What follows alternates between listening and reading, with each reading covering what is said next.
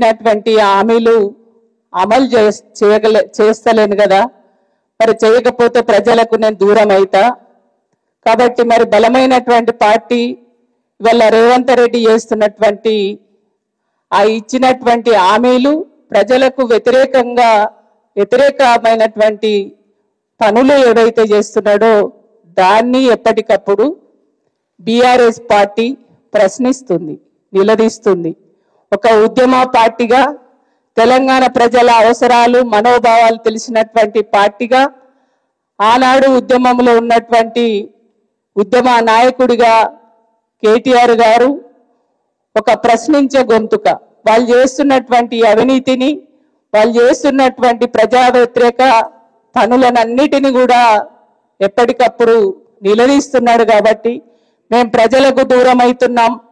మళ్ళీ రేపు అడ్డదారులలో అధికారంలోకి వచ్చినటువంటి రేవంత్ రెడ్డి మళ్ళీ ప్రజలు మమ్మల్ని అసహించుకుంటారేమో, కాబట్టి వీళ్ళపైన ఏదో ఒక రకమైనటువంటి కేసులు పెట్టాలి, అక్రమ కేసులు పెట్టాలి, జైల్లో పెట్టాలి, ఏదో ఒక రకంగా వీళ్ళను మానసికంగా ఇబ్బంది పెట్టాలన్నటువంటి కుట్రలో భాగంగానే ఈ రకమైనటువంటి కేసులు పెట్టాలి, అవినీతి ఆరోపణలు చేయాలన్నటువంటి ఒక పద్ధతిలో చేస్తున్నారనేది చాలా క్లియర్గా అర్థమవుతుంది. అదే కాకుండా ఇందాక మా ప్రభాకర్ అన్న చెప్పిండు, జాతీయ స్థాయిలో ఉన్నటువంటి కాంగ్రెస్ పార్టీ, బీజేపీ పార్టీ అక్కడనేమో రెండు కొట్లాడుకుంటాయి జాతీయ పార్టీలు. తెలంగాణకు వచ్చేసరికి బీఆర్ఎస్ ను టార్గెట్ చేస్తాయి. అంటే కేసీఆర్ గారు ఒక ఉద్యమ నాయకుడు, ప్రజల గొంతుకై ఆనాడు ఉద్యమం నడిపిండు, ప్రజల గుండెలలో ఉన్నాడు.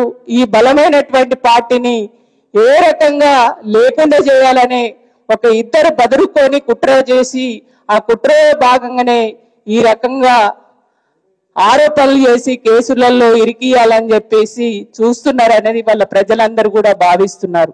ఇవాళ ప్రజలు అనుకుంటున్నారు, అరే అప్పుడు రేవంత్ రెడ్డి చెప్పినటువంటి మాటలు, ఆయన చెప్పినటువంటి మోసపు మాటలు నమ్ముతిమి, తెలుసో తెలియకో ఏదో మార్పు మరి ఇవన్నీ ఇస్తా అంటుండు కదా, చాలా హామీలు ఇచ్చిండు కదా, మరి ఆ ఇచ్చినటువంటి హామీలన్నీ అమలు చేస్తాడేమో అని మేము నమ్మినాము ఆయన మోసపు మాటలు.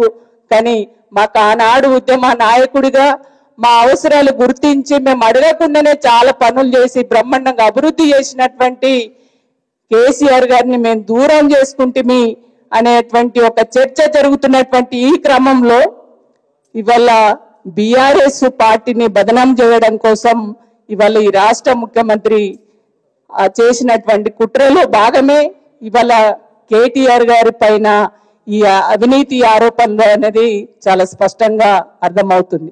కాబట్టి రేవంత్ రెడ్డికి, ఈ రాష్ట్ర ప్రభుత్వానికి నేను ఒకటే డిమాండ్, నువ్వు ఇచ్చినటువంటి హామీలు అమలు చేయు, కానీ కుట్రలు కుతంత్రాలు ఏదో ఒక రకంగా బీఆర్ఎస్ పార్టీని బదనాం చేయాలని అంటే ఈ బదనాలు, ఈ కుట్రలు కుతంత్రాలు అనేది ఇవాళ మాకు కొత్త కాదు.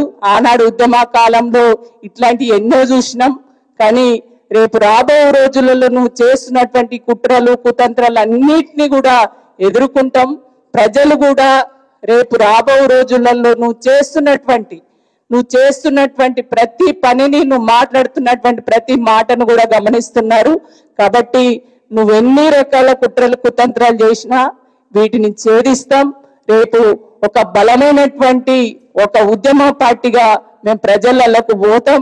నువ్వు చేస్తున్నటువంటి అవినీతిని, అక్రమాలను ప్రజల్లోకి తీసుకెళ్లి ఖచ్చితంగా నీకు రేపు రాబో రోజులలో ఖచ్చితంగా దానికి మూల్యం చెల్లించక తప్పదని చెప్పేసి సందర్భంగా తెలియజేస్తున్నా.